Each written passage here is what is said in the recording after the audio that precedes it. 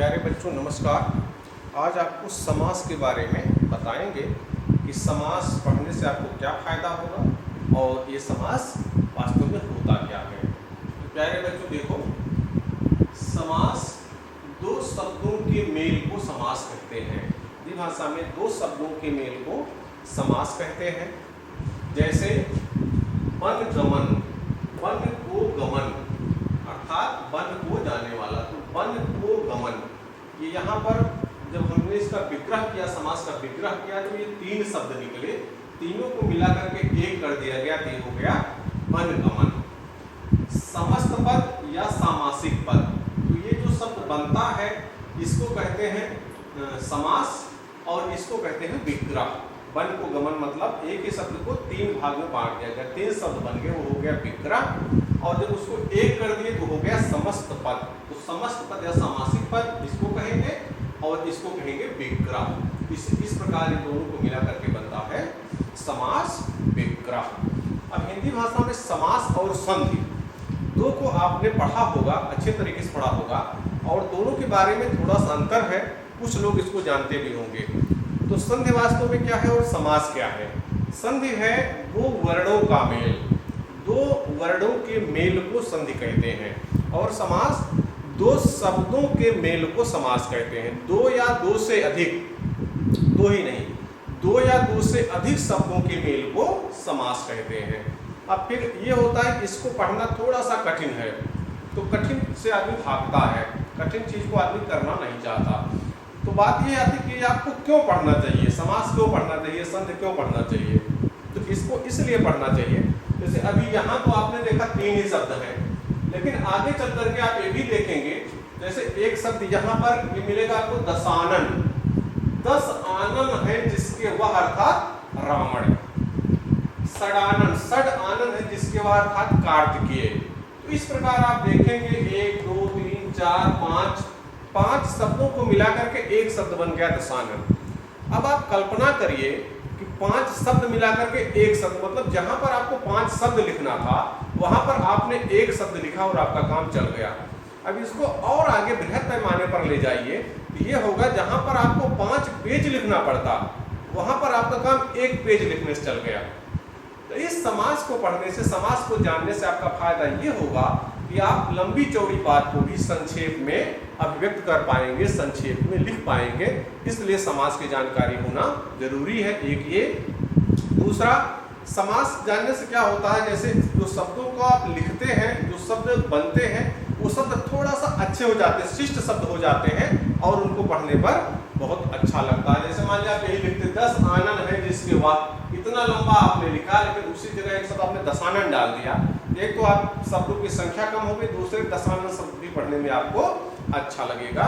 इसलिए कुल मिलाकर के अगर समास की जानकारी है तो आप अपनी बात को संक्षेप में व्यक्त कर सकते हैं।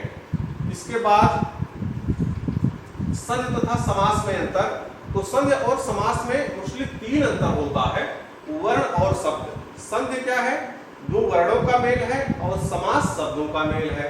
पूर्व पद और उत्तर पद। समास में पूर्व पद और उत्तर पद होते हैं, लेकिन संधि में ऐसा कुछ भी नहीं होता है।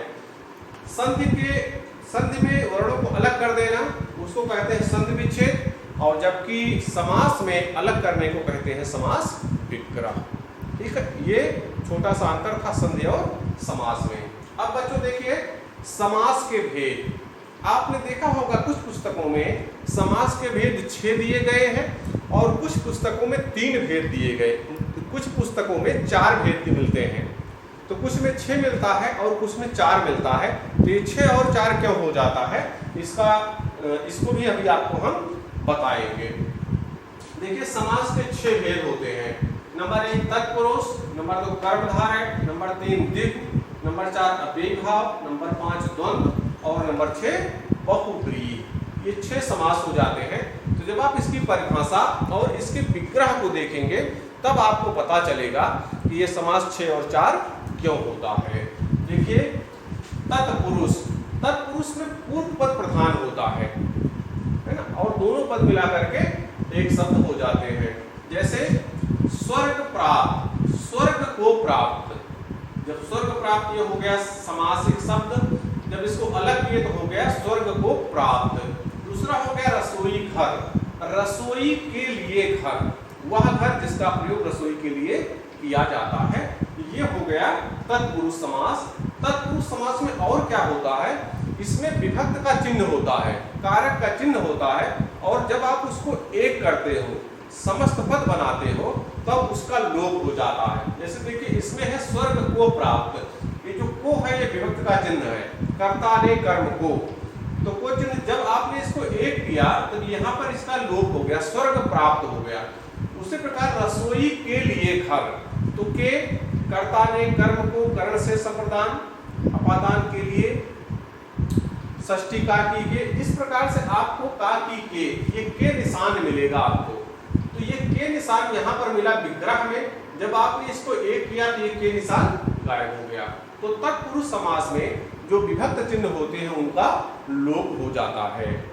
अब दूसरा देखिए कर्मधारय, कर्मधारय भी इसी से मिलता जुलता है, लेकिन इसमें विशेषण और विशेष या उपमेय और उपमान संबंध होता है, अर्थात एक शब्द दूसरे शब्द की विशेषता बताता है।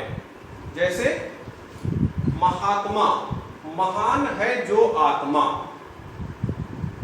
नील गाय, नीली है जो गाय, नीले रंग की गाय।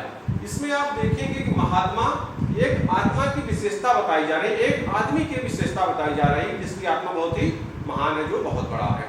महान है जो आत्मा, इस शब्द का प्रयोग उनके लिए किया जाता है जो अपने समाज में बहुत अच्छा, मतलब जिनकी आत्मा बहुत महान हो जाती है, जो बहुत अच्छा काम करते हैं, महात्मा। नील गाय, नीली है जो गाय, नीले रंग की गाय। अब आप देखिए इसमें विशेषण विशेष है, गाय की विशेषता बताई जा रही है, गाय कैसी है, नीली। महात्मा कैसे, आत्मा कैसी है, महान है। तो आप देखें कि इसमें विशेषण विशेष या उपमेय और उपमान संबंध होता है, दोनों शब्दों में एक शब्द दूसरे की विशेषता बताता है। तो जहां पर आपको यह मिले एक शब्द दूसरे की विशेषता बता रहा हो, वहां पर आप कर्मधारय समास कहेंगे। तीसरा है द्विगु समास। द्विगु समास में क्या होता है, इसमें पहला पद संख्यावाची होता है, पहला पद संख्यावाची होता है, और दूसरे इसमें भी कारक के चिन्ह होते हैं। जब उसका समस्त पद बनाया जाता है, एक पद बनता है, तब उन कारक के चिन्हों का लोप हो जाता है। जैसे नवरत्न, नवरत्नों का समूह, चौमासा, 4 मासों का समाहार। बात देखिए 4 मासों नवरत्न, इसमें जो पहला पद है, जो पहला शब्द है, ये देखिए आप 9 और 4 ये संख्यावाची है। तो जिस भी शब्द में पहला पद संख्यावाची होगा वहां पर आप आराम से द्विगु समास लिख देंगे, और जिसमें विशेषण विशेष संबंध होगा वहां पर आप कर्मधारय लिख देंगे, और जिसमें ये दोनों नहीं होगा, सिर्फ कारक के चिन्ह का लोप होगा, वहां पर आप तत्पुरुष समास लिख देंगे। अब देखिए ये तीनों समास मिल करके जो पहले 4 और 6 का भेद था, आप देखें कि इन तीनों समासों में जब आप इसका विग्रह करते हैं तो कर्ता के चिन्हों का लोप होता है। को, के, महान है जो आत्मा, नीली है जो गाय। इसमें भी आप देखेंगे तो कहीं न कहीं इन शब्दों में तो नहीं आ रहा है, लेकिन दूसरे शब्द ऐसे हैं जिनमें आपको ये मिलेगा, उसको अगर भी आपको बता देंगे वो भी मिलेगा। और तीसरा द्विगु समास है, इसमें भी कर्ता के, इसमें भी कारक के चिन्ह है का। तो ये जो कारक के चिन्ह आ रहे हैं इनको देख करके ये तीनों में आते हैं, और जब इसका एक पद बनता है तो लोप हो जाता है। इसलिए इन तीनों को मिला करके कभी कभी सिर्फ एक ही समास कहा दिया जाता है, तत्पुरुष समास। कर्मधारय और द्विगु को इसका अंग मान लिया जाता है, और समासों की संख्या हो जाती है 4, क्योंकि तीनों में एक है, कर्ता के चिन्हों का लोप तीनों में होता है, इसलिए इन तीनों को मिला करके एक कह दिया जाता है। और तत्पुरुष, अव्ययी भाव, द्वंद्व और बहुव्रीहि, इस प्रकार से 4 ही समास के भेद किसी किसी पुस्तकों में मिलते हैं। इन पुस्तकों लेकिन वर्तमान में अच्छे से समझाने के लिए, अच्छे से और पढ़ाने के लिए इन भेदों को अलग कर दिया गया है और उनको अलग से पढ़ाया जाता है, और इस प्रकार समास की संख्या 6 हो जाती है। तो बच्चों आप इसका थोड़ा सा अध्ययन कीजिए। इसके आगे आपको कारक के चिन्ह का बहुत गणना आपको बताएंगे, जिसमें का कारक के चिन्ह भी आ रहे हैं इसमें कर्मधारय में, और इसके आगे जो 3 भेद हैं इनको आपको अगले वीडियो में बताएंगे। धन्यवाद।